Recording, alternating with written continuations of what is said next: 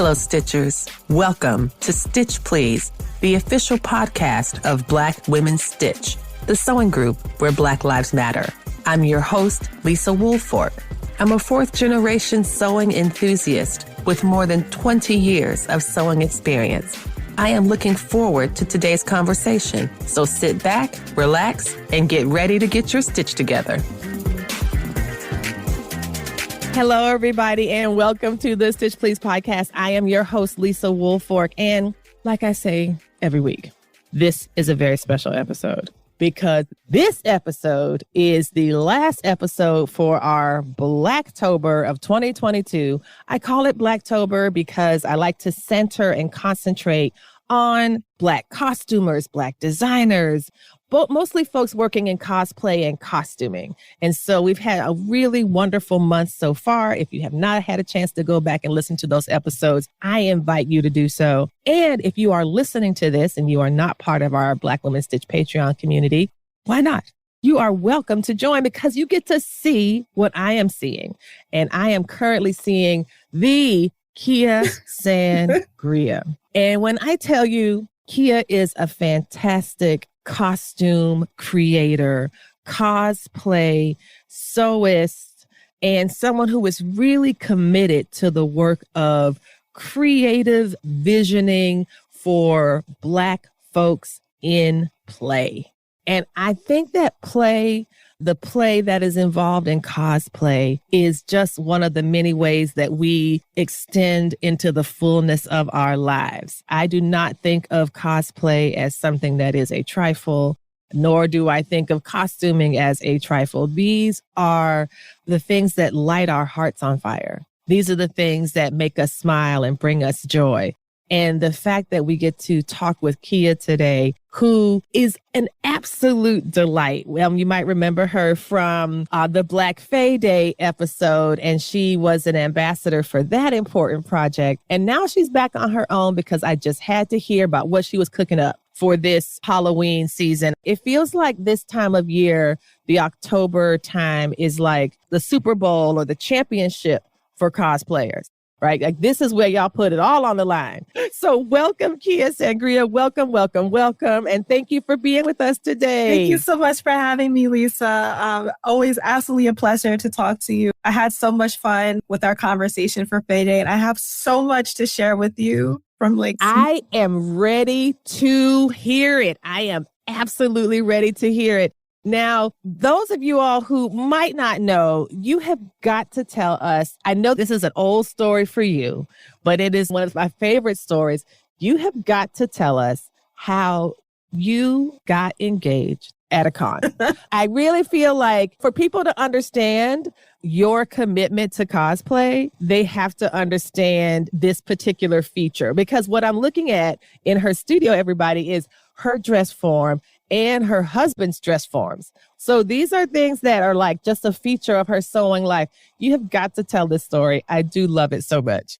Okay, so just for full transparency, I actually met my husband in cosplay back in 2012. I didn't even know what he looked like because he was wearing a Deadpool mask, but oh my gosh, he had just this infectious energy that was just so polarizing. He has such a very polarizing personality. And I tell him every day, I'm like, you have an energy that is so warm and impossible to ignore. And you're so funny. Like, when you ask, like, oh, why him? I was like, he makes me laugh. I mean, I don't know the comic Deadpool. I know the movie Deadpool with Ryan Reynolds. And I think Deadpool is hilarious. He's incredibly funny. A very hilarious character. For me personally, my husband represents one of the more positive aspects of cosplay, which is not just someone in a costume, but they're actually like becoming the character. Yes. My husband wears that costume. The costume does not wear him because he was a theater kid, improv and stuff like that. Yes. My husband is just as talented as I am. I love it. I just love it. So you meet, but you kind of don't meet. You meet him as Deadpool. And who are you? I was also dressed as Lady Deadpool. Well, this is how you know you have something in common. You just happen to show up at the same con wearing the same costume. It was a time. Again, don't know this guy, but obviously we're into the same things. We have the same love of comics and stuff. We kind of we bonded over that. Fast forward to like 2014. At the time, we were dressing up as the comic book version of Deadpool. In the comic books, Deadpool gets married to this succubus named Shikla. So we decided that for New York Comic Con that year, okay, we're going to dress up as Deadpool and Shikla. Oh. And we're going to go to the con. The artist that created Shikla's character was also at Comic Con this year. So I was like, oh, we're going to go like visit the artist and show him the costume that I made. And it'll be fun. So I'm with my friend, two of my friends, and we go to meet the artist, whose name is Riley Brown, by the way. Absolutely amazing artist. Riley Brown. We'll make a note of that in the show notes so you can find some of Riley Brown's work. So we visit his booth at New York Comic Con, and I'm like, chatting it up. Like, oh, I made this costume. Thank you so much for creating this badass of a woman for Deadpool. And so I'm just geeking out because, oh my gosh, I'm dressed as this character at the con, something like that. And then my husband, at the time, my boyfriend, gets on his knees, and I'm kind of still chatting up Riley. Like, I'm not even. And remember, I really like how you're doing this drawing. And you see, I did the same thing here at the shoulder seam. See? Thank you so much. I love your work. I'm just, going over the details and stuff like that. Like, oh, this was really hard, but I figured it out. And as I'm going off and just geeking and like completely not paying attention, my husband gets on his knees and presents a ring. So when I catch him at my peripheral and I just look to the side, I'm like, what are you doing? Because for me, I thought, is this a bit? Because we didn't practice anything. Why are you down there on one knee? This is weird. You got me off guard because if we're supposed to be doing a bit, I wasn't prepared. And now I'm embarrassing myself because I don't know what's going on. So I'm like, what are you doing? And like my friend is on the other side. She's like, oh my God, girl, it's real. I was like, it's real? I'm like, for real? Right here? Like on the real? Oh my gosh. Right here. So we made the artist's entire Comic-Con experience. Oh my gosh. Like he drew this character who was the wife to this other character and got to witness two people dressed as these two characters get engaged right in front of him. In the audience was also a Cosmo magazine reporter. So we did end up in Cosmo after the proposal as Deadpool and Shikla. And so when it came to like planning our wedding, we were just like, you know what? We started off meeting each other in costumes. So we're going to start our new life together the same way. So in the comic book where Deadpool and Shikla got married, I think all of the Marvel universe was invited to this wedding. So what me and my husband did was we went to our friends and we're like, hey, listen, this is going to be anything but a traditional wedding, but we want everyone to choose somebody from this guest list and make a cosplay for our wedding day a year from now. And we had created a whole Facebook group for it and everything. And folks were like posting their updates. Oh, look at my work in progress. Oh my gosh. One of my favorite costumes was one of our friends. His name is James Ryan. Mm-hmm. James was an avid Deadpool cosplayer, same as my husband was. So he had several different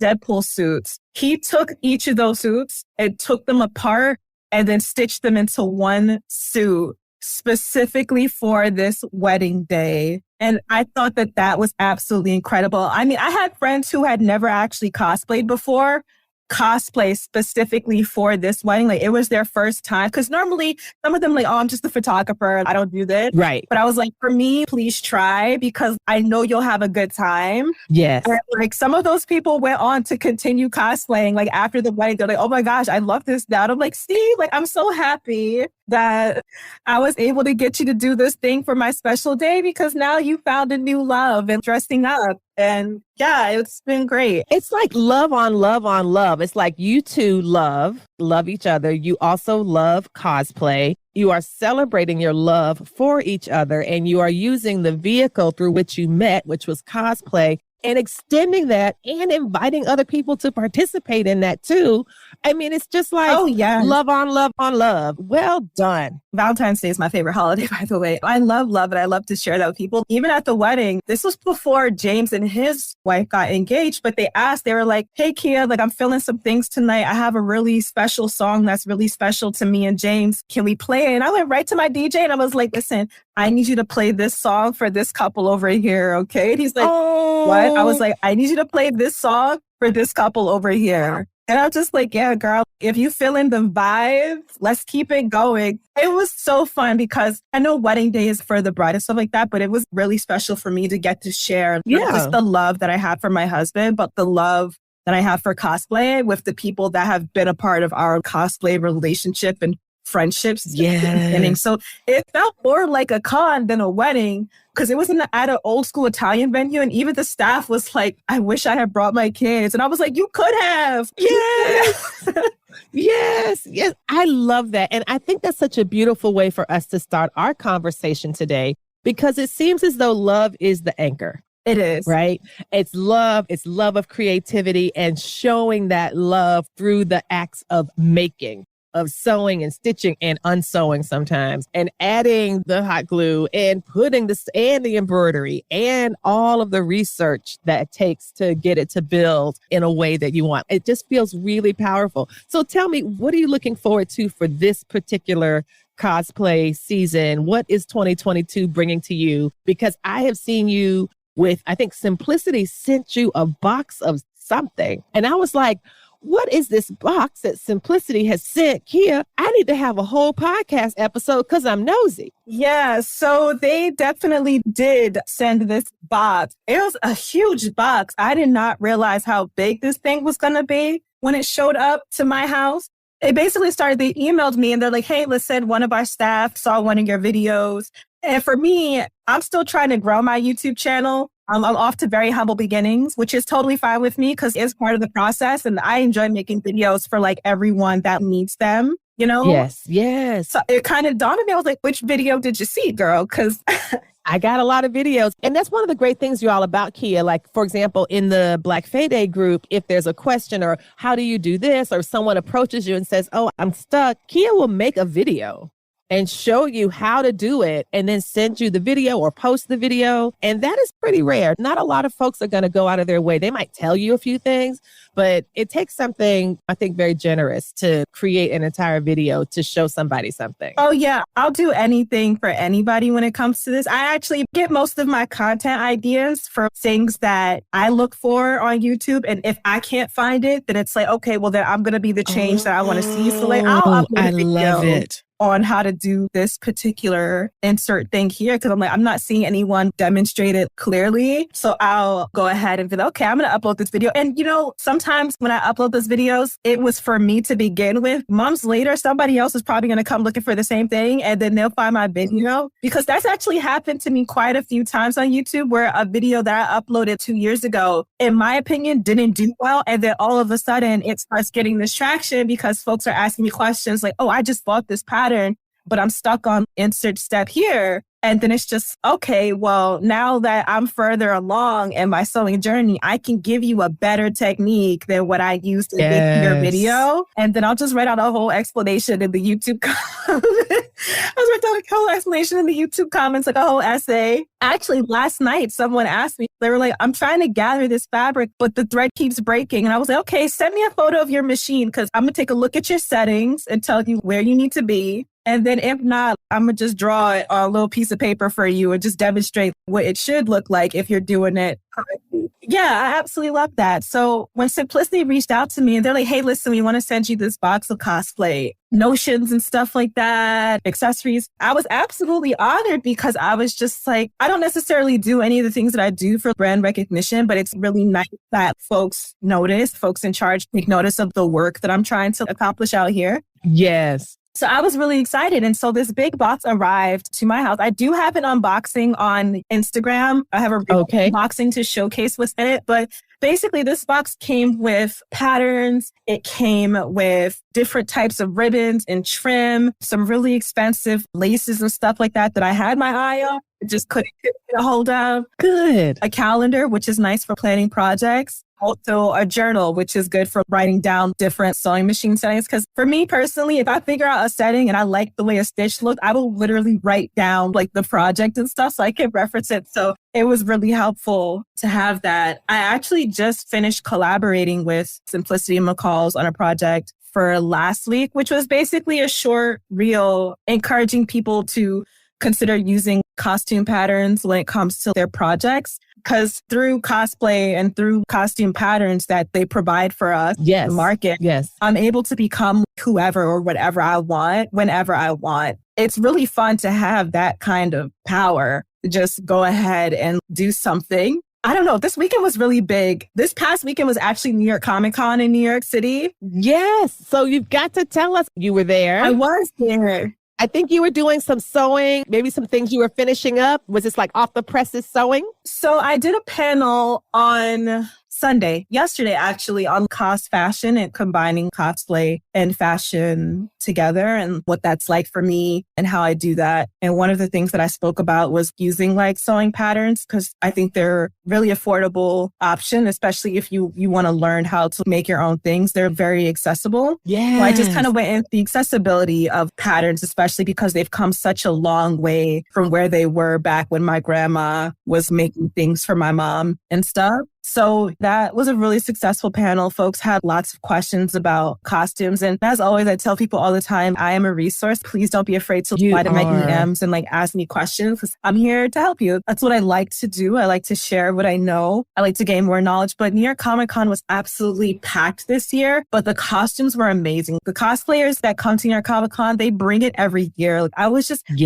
so inspired. And it's such a good time getting to see, because I see people cosplay the same character and they'll all look different. And it's so good. It's so good. Now, can you tell me a little bit more about cos fashion? This idea that you have combined cosplay and fashion. So you were speaking about this at New York Comic Con. Do you have a short definition for those who might not know what cos fashion is? I think I have an idea, but I would rather hear from the expert. What is cos fashion? It's really just your most fashionable take on cosplay. Trying to think of a character off the top. Let's take a Disney princess, for example. Okay. They're known for their big ball gowns and stuff like that, which is really nice. But maybe instead of using a cosplay pattern, maybe you go and get yourself a Vogue dress pattern and you make a gown. And for example, let's take Tiana. You make maybe a nice light green satin gown with a Vogue pattern, something with the train, something that gives couture. Same accessories and stuff like that. Go ahead to Party City, get you little different accessories and stuff like that. But maybe instead of putting it on a ball gown, you put it on a nice little couture gown that she made with a Vogue pattern. I personally use Vogue patterns, like dress patterns, for other cosplays because I just thought that they looked so pretty. And yes, that's basically what cos fashion is. It's basically your most fashionable take on a character that you're cosplaying, which I like that a lot because it allows you to deviate. There's no wrong answer. Right. It really unlocked something in my imagination. Like, okay, so what if I was someone who liked the Disney princesses, but I wasn't like a big ball gown person? What if I wanted to change it to some kind of really elegant sequin jumpsuit or something to change the style a little bit, or a different kind of gown that might be a little more streamlined and sleek than the big puffy outward gown. And so it's taking on some of the principal characters and traits of a costume or of a character and transforming those into one's particular highest version of fashion. Make it make sense for them. That's really amazing. Right, because the possibilities are absolutely endless for whatever it is that you want to do. People do Victorian versions of the Disney princesses and stuff like that. You can literally do that, and there's no wrong answer because you create the narrative in this case around the character that you're cosplaying, which is, again, it's a very fun power to wield. I love it. It can go like either way. People have done princess versions of Marvel characters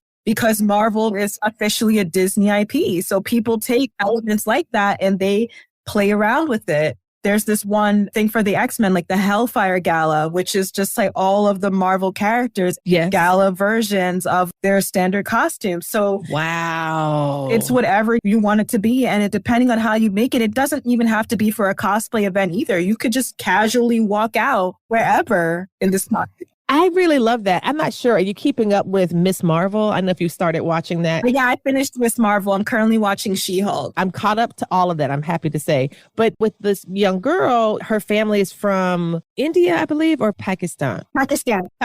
Her family's from Pakistan. She becomes this superhero. And the way they do it with such beautiful specificity, cultural specificity, trying to figure out like her mom is very traditional and what can she use versus not use. I don't know. It was just really beautifully done, I thought. I thought it was really cool to watch the two characters try to figure out what they could make And I thought that's so cute, like to see these kids trying to use their resources to create something, I don't know, that really speaks to her cultural experience. And I don't know, I just thought it was very cool. Absolutely. I totally get what you're saying there. And I liked it too. The costume is not just like another superhero costume like spandex and stuff like that, but it's a cultural identity because of the way that the costume is designed specifically for her. And it has me specifically for her. I absolutely liked how they did that because I think also too, we're so used to comic books and comic book culture being so very American, only a standard type of American. Yes, very American and very white and traditionally male. And then people realize that non-white, non-male people have money as well and like to buy things, including movie tickets. Right. And so they start like saying, hey, wait a minute, let's let more people get involved. And I know this becomes like a bit of a controversy in the cosplay community around canon. And I don't know if this issue is still as hot as it was, or do you just find, like I do, I tend to just spend time with people who feed me. I enjoy being in community with other Black folks, and I don't ever feel like I need to go and audition myself for anybody else's community. But I'm wondering has that melted or thawed any? This idea of, you have 10,000 people at a con and there's somebody there saying, oh, wait a minute, that's not what Batman's supposed to look like. I mean, are people doing that anymore? Or is that just played out? I mean, it still exists. I haven't seen it because not for nothing, when it comes to the pop culture space, especially at like conventions nowadays, online events, Black people are dominating. We are dominating these spaces and folks are listening. We just have a very low tolerance for that. So really, when people do come with that type of energy, it's really like they're talking to themselves because it's like you're not being heard. Even if you are upset, whatever character is like, oh, it's your favorite character. Well, she's going to be Black today. And that's literally a thing with us. Like, she's going to be Black today. Not she's going to be Black today. Exactly. And it's like, guess what? Naruto and all of the folks from Avatar, none of them are white people. None of them. How about y'all stop acting like you get to be the ones that say what people look like and what people do? It's kind of like the same thing with the Little Mermaid thing, how people were in such an uproar about that. And it's just like, she gonna be Black. I don't know what you want. It's gonna be Black. I don't know what you want me to do. She's gonna be Black. It's the end of discussion. It's not up for debate. It's not up for public vote. It just is what it is. And you can keep it moving. Keep it moving. And that's fine, because we've had to keep it moving and we've figured, haven't we? We had to keep it moving, but we've just carved out a space for ourselves finally. And I think that pop culturally, companies and stuff like that, they're waking up to the fact that, again, Mrs. Marvel's costume doesn't look like a standard American comic book superhero costume, but that's because everyone's America looks different. And that's fine. Everyone's America looks different, and everyone's version of these characters and how they make them themselves looks different because it's meant to reflect what you see, what you find invaluable, what articulates your great joys about Deadpool and about all the other characters that you've cosplayed. I love that. And I don't even mean to give them any type of attention on this platform. I just wanted to just emphasize that what you are doing is just of such radical richness, that it's not an alternative. It is a dominant. It is dominant, that we get to start and begin with ourselves just like anybody else. Hey, friends. Hey. Stop on by the Black Women Stitch Patreon page and help us gain 200 new subscribers by the end of 2022. The Black Women Stitch Patreon page has been recalibrated to reflect 3 levels of giving with excellent benefits in each tier. Beginning at $5 a month, the Black Women Stitch Patreon includes benefits such as videos of the Stitch Please podcast, monthly stitch ups, direct video messaging, a quarterly gift, and more. So check out the Black Women Stitch Patreon and help us get 200 new subscribers by the end of 2022. The link to the Black Women Stitch Patreon page is in the show notes. Help us help you get your stitch together. And thank you. And so you said you have some pretty exciting things that have happened since we last spoke it feels like a few short months ago. What is happening in the Kia Sangria corner of the cosplay universe? I must know.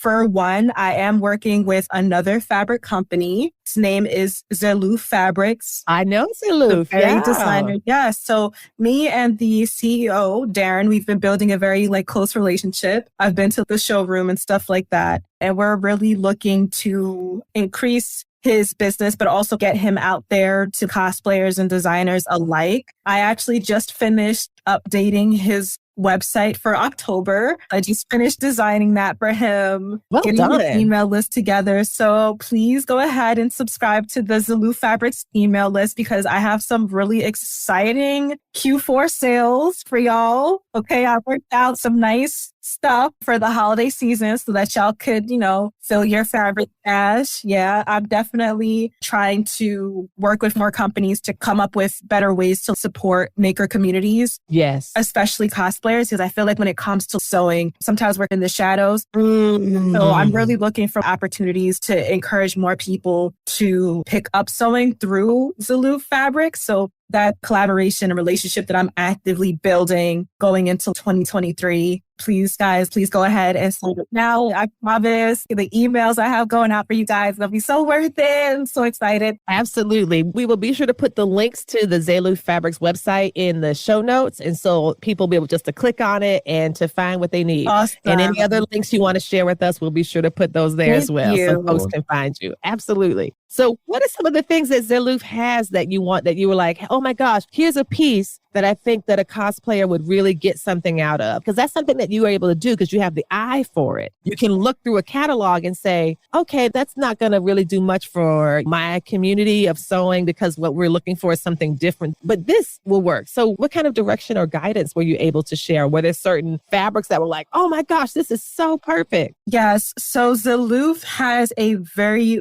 big satin fabric collection. They have blue fabric in over 30 different shades of blue, pinks in over 20 different shades of pinks, orange and 15 different shades of orange at very affordable prices too. I think Wonderful. you can get some really nice satins and taffetas at maybe $6.99 a yard, $5.99 a yard. Absolutely amazing prices. But the color is very big for me because as someone that likes to take different types of creative control over how I make costumes, having so many different shades of blue and different shades of green and what have you allows me to customize my looks. So even if I have a closet full of cosplays, even if they're the same color, they'll never all be the same color because there's a shade of blue here, a different shade of navy here. And I think for cosplayers that make their own things, gold mine, because some websites you go and orange satin is orange satin, girls, take it or leave it, where it's you could go to Yeah, is it burnt orange or light orange? No, girl, it's just orange. Right. So it's if you want a rusty orange or if you want a creamsicle, you can get that. You can get that at a very affordable price. And well, that's great. Yeah. And some people find the options overwhelming. Sometimes I do too when I'm looking in that catalog, but just having so many color options and the names are so luxurious. They have this one blue satin called Cartier Sapphire. Oh my word. And it is the most sensual fabric I've ever laid my hands on. I haven't cut it to yet. I don't know what to make because it's so pretty. So I'm just hoarding it. It's waiting its time for the right opportunity. It really is. My birthday dress for this past July was made out of this peacock taffeta. Oh, so it's iridescent. And I love peacock. I'm going to have to go check it out. I love peacock.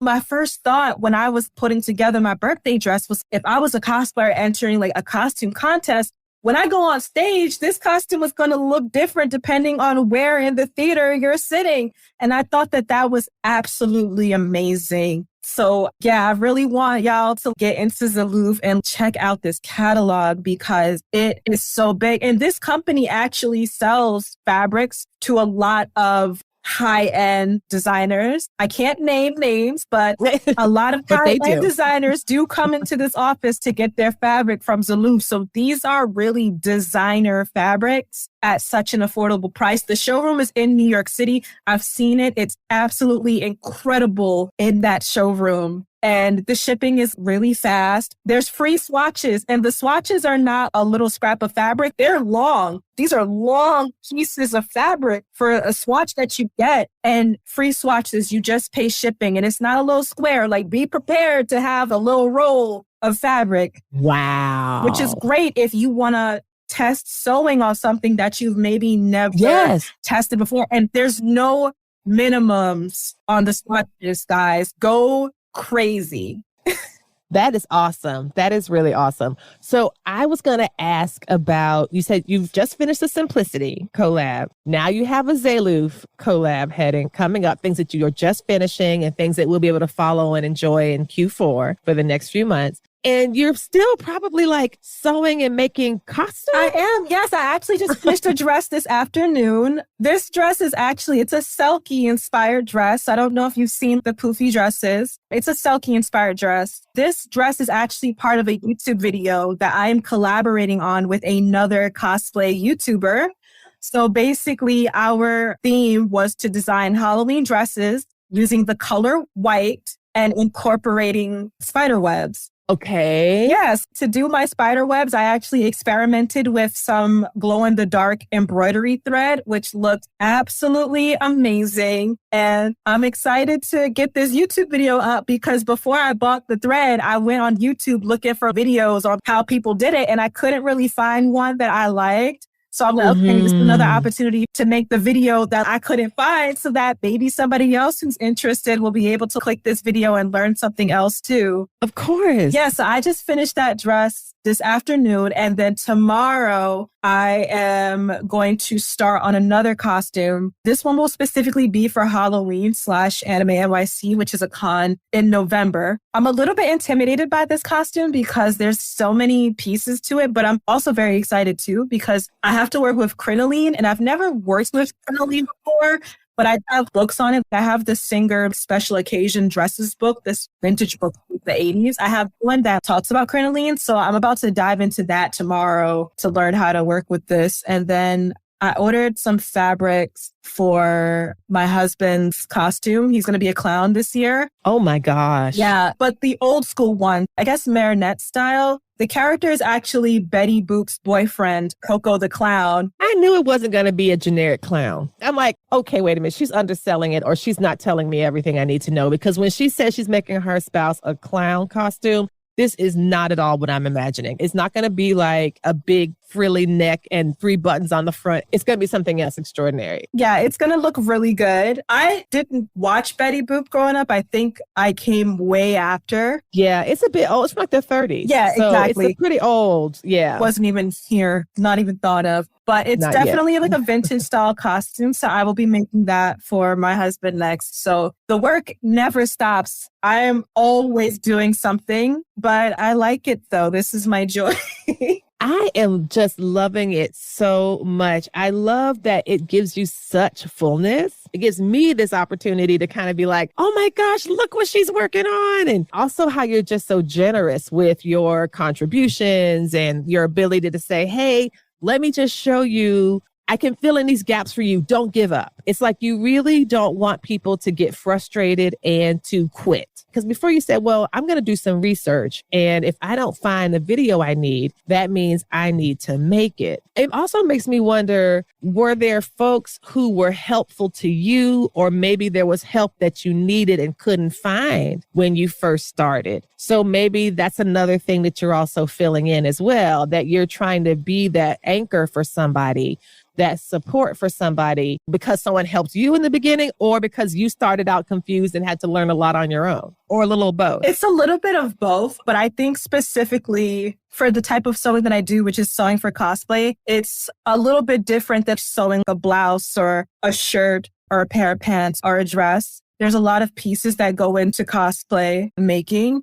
I'm looking to be that resource. Before that, in August, I had actually hosted my very first cosplay sewing meetup in the Bronx. Oh my word. Because I was like, you know what? Sewing is hard, but I think sometimes like sewing on your own can be also difficult if you're not that experienced because it's just you don't know where to turn to. So I got a space on a Sunday for me and a couple of people that I met on Twitter to just bring our sewing machines, bring whatever projects we're working on. And let's just kind of help each other out and like go through the motions of making things because then we can ask each other questions or learn something. I think for me, because when I first got into cosplay, there really wasn't guides for it, but you also couldn't go to a sewing class in a craft shop and be shown how to make a costume. The sewing classes that I did get to go to when my mother could afford them for me were how to make pillowcases, how to make tote bags, how to make a pair of elastic waistband pants, which were all great things. Like they got me to where I needed to be, but there is nowhere to learn how to make costumes and cosplay items. And so I want to provide that. And I got to provide it physically. I hope to be able to do that again soon. But I think providing it digitally will also allow me to reach more people because the internet was not as big and as fast when I first started getting into this. So really trying to make the things that I know as accessible as I possibly can to people through YouTube and TikTok and Instagram and things like that. Really, for me, it's all about making things accessible because people are like, oh my God, can you make me this? Can you make me this? And it's just like, yeah, I could. But it's really like, if you teach a man to fish, he'll eat for life. If I give you the basics, you will start to create things that I could never even imagine. And it's just, that's right. Now there's so much creativity sitting up here and you just can't unlock it. So I'm here to kind of help you unleash that. Yes. So that's what gets me excited when I will show somebody something and then I start seeing that thing I showed them get put into practice. Like, and I get to see them practice it and I see it show in all of their other costumes. And I'm just, go ahead. I'm so proud of you. I love it. I really love this. And what I appreciate about it is that you are correct in that for most folks, if you want to learn to sew, you usually teach people to sew through a set of very basic skills and basic projects. And for some people, that's not going to make them interested in learning how to sew. Like, I don't want to make a pillowcase. I don't want to make a tote bag. I want to make a costume. But the traditional method of teaching sewing says, no, you can't make a costume unless you know how to sew a straight line. And you can't learn how to sew a straight line unless you've made some really boring projects. And if you have so much that's kind of mandatory before you do this thing that you really want, it feels less like a training and more like a barrier. Yeah. Or punishment sometimes too. Yeah. Yeah. Like, well, too bad you don't have all this knowledge and skills and you have to go get it before you can do the thing you really want. I think there's lots of room, as you found, where people are like, you know what? I want to make this for Halloween and I don't want to buy it. I want to try to do it myself. And there's very little instruction, I think, from that point that allows someone to start with what they want rather than here's a program that you can do, but you have to do it in the order that I'm saying. It's not fun. And I actually had someone ask about my sewing meetup because they're like, oh, do you need to know how to sew to come to this meetup? And I'm like, Jesus, no. First of all, come as you are. If you don't know how to sew, we're going to teach you today. But I mean, you could at least come and watch me sew a cosplay in real time. And you can see specifically what I'm doing. Like I can walk you through like what's happening, how to read the instructions. Because I have to tell you, Lisa, people get design, but when it comes to making a costume, they don't know. So just to fill you in, when I went to meet Darren at his office, I had actually came back from the sewing store in New York City and I had some patterns with me and he asked me about them. And he's like, what is that? Because he just sells fabric. That's all he does. He sells fabrics to the designers. He don't know anything about the seamstresses. Home sewing. That's right. That's right. Designers aren't walking in with patterns. No, they're walking in with the drawings. They're not coming with the pattern. So when I showed it to him, I was like, this is the pattern. He's like, is everything in the envelope? And I'm like, no, my child, you have to. When I open this envelope, a costume's going to jump out, right? I'm like, these are the pattern pieces. And I actually unfolded the pattern in his office. And I was like, these are the lines that tell you what size you're cutting. Each number here corresponds to a set of measurements on this envelope. And he's like, oh, what is this? I'm like, these are the instructions. So this is going to show you the steps in putting the garment together. And Darren's like, I've never seen this before. He's like, I talked to the designers, but you guys are doing the real work because this stitching it here, he's like, this would make or break a garment. And I'm like, yes, you're correct. I started teaching him about bust darts. And I'm like, yes, this will make or break a garment because the fit is important. So in order for you to get that curve around the bust area, you need to have a dart on the sock. Or at least one, depending on how big you are up top. Right. Sometimes you need a couple. But I'm like, this right here, this little stitch will make or break your garment. because the designers don't come to him and talk. They're like, I need 1,000 bolts of this. I need this printed on this. So he doesn't talk to the seamstresses. So this was his first time seeing a home sewing pattern. He's like, where do you buy these? I was like, I buy them at the sewing store right downstairs from your office. Because he's in the same building as Mood. So I'm like, I buy them right downstairs. That is very funny. Yeah, it was. And it just, for me, it was just, wow. Like, you guys just don't know. We out here. I think this is great. And it's a great example and a testimony to what you hope to do, which is to advocate, to build bridges, to make sure that people have what they need to succeed and to thrive in the things they want to sew and to make. And so by educating this person who owns a fabric store and who is used to working with the designer end, but not the kind of user end, the end user for us would be making the thing. And so I think that that's really great that you got a chance to say, well, this is a whole different angle of people who are very enthusiastic and definitely want to buy your fabric, especially after I show them what they can do with it. So I think that's genius on your part, but also a great service and a benefit that you're sharing with the cosplay community. So thank you for that. Of course, of course. That's wonderful. I just want to be in service. That's really my mission here is. You know, one of the questions I wanted to ask you, and I don't know if you can identify one, but what would you identify as your most ambitious cosplay? That was something I was really interested in, the most ambitious by your standards, because I think everything you do, everything you put on your body looks ambitious to me, because I'm just like, oh my gosh, what? That it looks really amazing. But from your side, do you have one that you were like, oh my gosh, I was really proud of this, or this was not what I expected, but it turned out great? Do you have a story like that of your like most ambitious? My Halloween costume is actually going to be my most ambitious costume because it involves a fabric that I've never worked with before, crinoline, and I had to get 5 yards of it for this particular project. That's right. And that's going to be so stiff. It's so stiff. This cosplay also involves me using my Cricut machine to cut out like appliques and stuff like that. But this has been like a dream cosplay of mine forever. The character's name, you can look it up later. Her name is Bayonetta. I'll actually show you. I'll send you some photos of her design. I'm going to try to get as close to the design as possible. But I have wanted to cosplay this character. And what's her name again? You got to spell it for me. Like a bayonet? Bayonetta. Let me type it out for myself. So it is Bayonetta.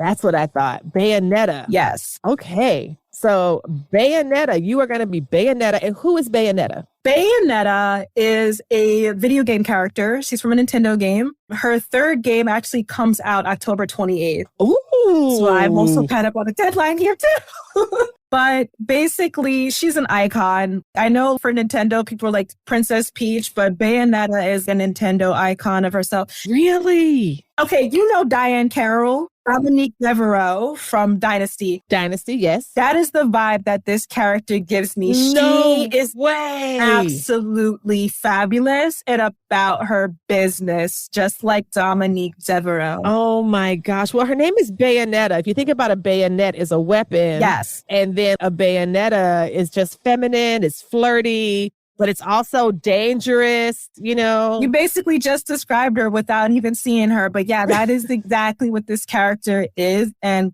I wanted to be this character since I was in high school, and I'm 29 years old now. So I love it. I just love as a character how empowered she is to make decisions for herself. And I've always looked up to that. So I feel like once I complete this cosplay, like my dream cosplay will be completed until I latch on to another one. But I've literally had her in mind for years now. So this is going to be my most ambitious cosplay, not just because of the design, which I'm using 6 different patterns to create this costume. Wow. 6 patterns. 6 different patterns. We are combined. We're using Simplicity, Butterick, Berta, McCall's, and Simplicity. Wow. I cannot wait. Oh my gosh. Girl, please. Sometimes I just be like, oh, this one pattern is a lot. There's too many pieces. I don't feel like being bothered. And you're like, no. I want all the patterns, all the pieces. I've actually recently started making this harder on myself because now I trace my patterns instead of cutting into them. Because recently I found some rare patterns that Simplicity doesn't make anymore, some rare costume patterns.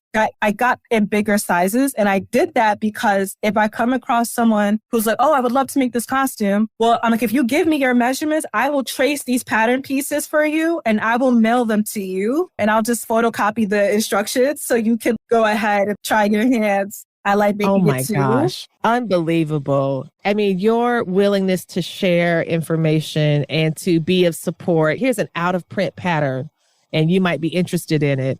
And I'm going to help you with this out of print pattern by sharing as much information with you as possible so you can make it so it won't be out of your reach. That's just wow. Yeah. That is incredible. I'm always hunting for patterns that are in different sizes outside of my own because sometimes patterns cannot be size accessible. When I do find costume patterns that are, I will always buy them for someone else and I can just trace it for whomever. Right. And just say, hey, I found this. And if you ran out, here's another copy, etc. Awesome. Now, I have to ask you this question that I always ask everyone when we get to the end. It went by much faster than I anticipated. And so I'm really excited about your Bayonetta costume. I'm going to keep my eyes peeled. You all, this episode is going to release the last Wednesday of October. That means that this Bayonetta costume is #loading right now. Yes. That Kia I'm looking at the date that this episode is going to drop. Oh my goodness. It's the 26th of October. And that means about 5 days before Halloween. So you all check out Kia Sangria on Instagram and on YouTube so we can find this amazing work. But before I let you go, I have to ask, the slogan of the Stitch Please podcast is that we will help you get your stitch together. I'm going to ask you, what advice would you have for our listeners today, Kia, that will help them get their stitch together? Don't be afraid to ask your peers for questions. No question is a stupid question. Please ask us because we want to help you. We're a digital sewing circle. I don't care where you're at or how far you are. We're a digital sewing circle, and I want to see you guys get your stitch together. I want to see the things that you guys make because I'm inspired by you guys too. I'm always looking for fellow inspiration and stuff like that. So ask me questions because maybe I'll learn. And if I don't know the answer, then I guess we're just going to learn it together.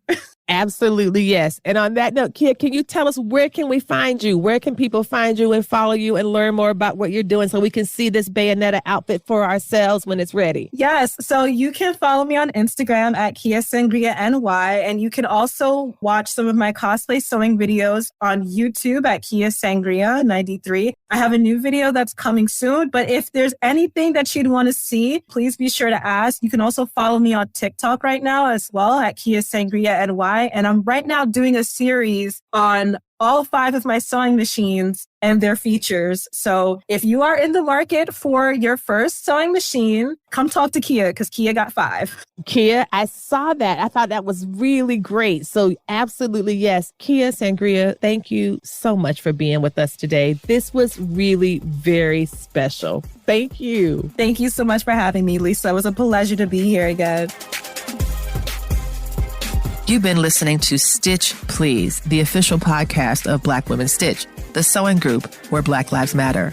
We appreciate you joining us this week and every week for stories that center Black women, girls, and femmes in sewing. We invite you to join the Black Women Stitch Patreon community with giving levels beginning at $5 a month. Your contributions help us bring the Stitch Please podcast to you every week. Thank you for listening. Thank you for your support, and come back next week and we'll help you get your stitch together.